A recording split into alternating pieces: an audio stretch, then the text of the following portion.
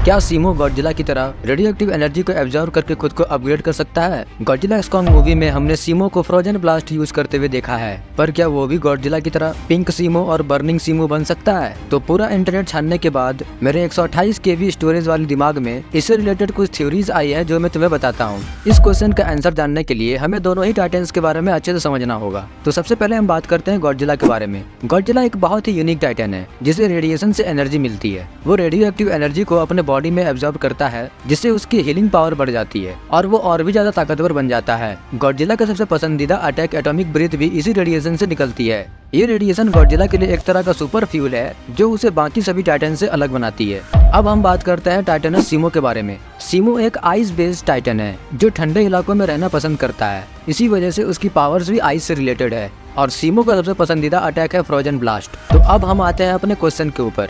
क्या सीमो भी गॉडजिला की तरह रेडिएशन को एब्जॉर्ब कर सकता है या फिर उसकी पावर सिर्फ बर्फ और ठंड तक ही सीमित है? वैसे तो सीमो की पावर्स के बारे में ज्यादा जानकारी अभी तक रिवील नहीं की गई है। गॉडजिला एक्स कॉन्ग मूवी में भी हमें वो सिर्फ फ्रोजन ब्लास्ट यूज करते हुए दिखा है। वो बर्फ को कंट्रोल कर सकता है और वो किसी भी बड़े से बड़े चीज को सेकेंडों में फ्रीज कर सकता है। और ये भी माना जाता है कि उसने अर्थ पे आइसेज ला दिया था। लेकिन अगर हम बात करें क्या सीमो रेडिएशन से खुद को अपग्रेड कर सकता है, तो ऐसा कोई प्रूफ नहीं है जो यह शो करे कि सीमो के पास ऐसी कोई एबिलिटी भी है। यहाँ यह समझना जरूरी है कि मॉन्स्टरवर्स में हर टाइटन की अपनी अलग अलग आइडेंटिटी और पावर्स होती है। गॉडजिला की पावर्स रेडिएशन में डिपेंड करती है जो उसे हर बार एक नई एनर्जी देता है, लेकिन सीमो के पावर्स उसकी फिजियोलॉजी और इन्वायरमेंट पर डिपेंड करती है। सीमो की बर्फीली दुनिया में रेडिएशन का बहुत कम या कोई रोल नहीं हो सकता है, इसीलिए उसके बॉडी में रेडिएशन एब्जॉर्ब करने की एबिलिटी इवॉल्व नहीं हुई है। अब तुम इमेजिन करो अगर सीमो के पास भी रेडिएशन एब्जॉर्ब करने की पावर्स होती तो क्या वो गॉडजिला जितना ही पावरफुल होता? लेकिन सीमो की पावर्स ठंड और बर्फ पर आधारित है।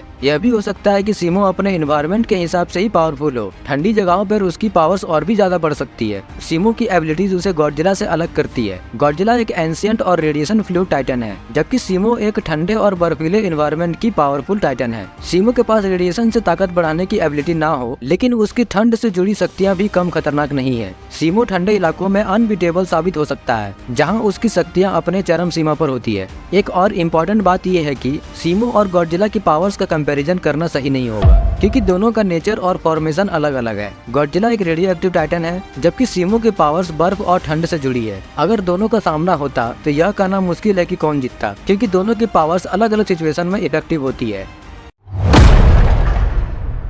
तो इतना डिस्कस करने के बाद कंक्लूजन यही है कि टाइटनस सीमो और गॉडजिला दोनों ही अपने अपने फील्ड में पावरफुल है। सीमो रेडिएशन से खुद को अपग्रेड नहीं कर सकता, लेकिन उसकी फ्रोजन पावर्स उसे एक खास और खतरनाक टाइटन बनाती है। तो इस टॉपिक पे इतना ही बात करते हैं। अगर तुम्हें ये वीडियो पसंद आई हो तो लाइक जरूर करना और ऐसे ही इन्फॉर्मेटिव वीडियोस देखने के लिए मेरे चैनल को सब्सक्राइब करना मत भूलना।